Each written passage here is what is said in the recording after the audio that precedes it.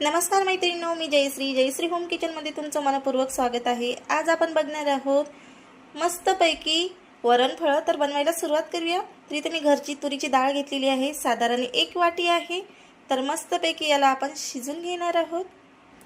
तर डाळ केलेली आहे मी कुकरला ट्रान्सफर आणि गरजेनुसार घालायचं आहे पाणी आणि मस्तपैकी ही डाळ शिजून घ्यायची आहे।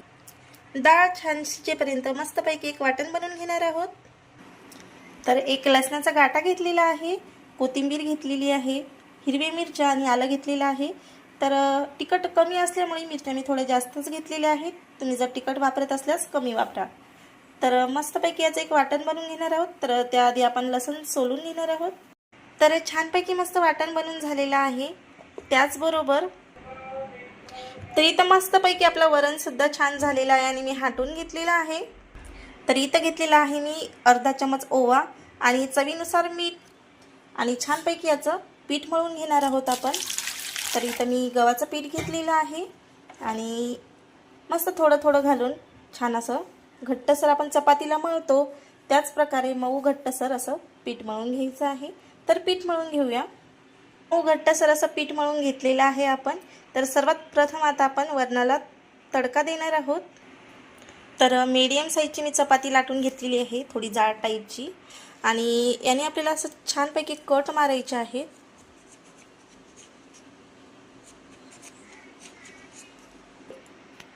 हव्या त्या साईजमध्ये आपल्याला शेप द्यायचा आहे आणि असं थोडं जाड टाईपमध्ये असे आपल्याला शंकरपाळे करतो तसं करून घ्यायचं आहे, म्हणजे फळं तयार होतील।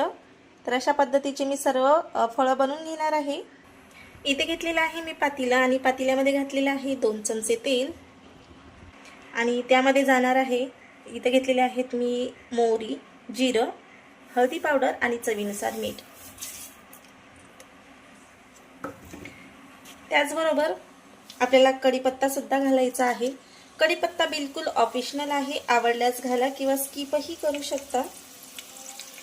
आणि त्याचबरोबर घालायचं आहे आपण बनवलेलं वाटण।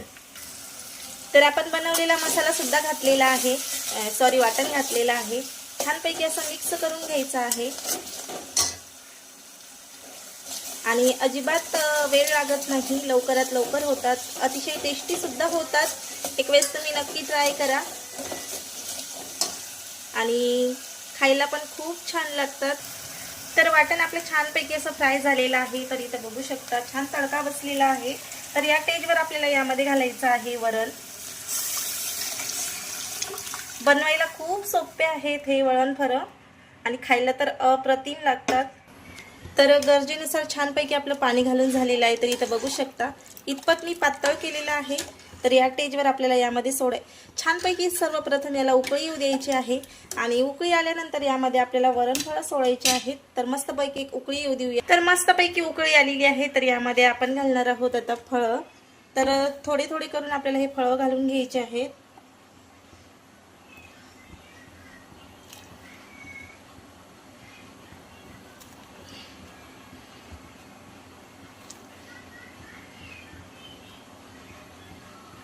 तर अशा पद्धतीने आपल्याला सर्व फळं असे घालून घ्यायचे आहे त्यामध्ये।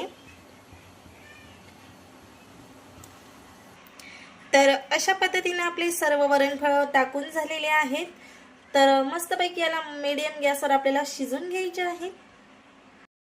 तर इथं 10 ते 12 मिनिटं मी छानपैकी असं शिजून घेतलेलं आहे आणि शिजल्यानंतर तुम्ही इथं बघू शकता अतिशय छान असं घट्टसर वाटत आहे आणि असं हे टेक्स्चर येतं।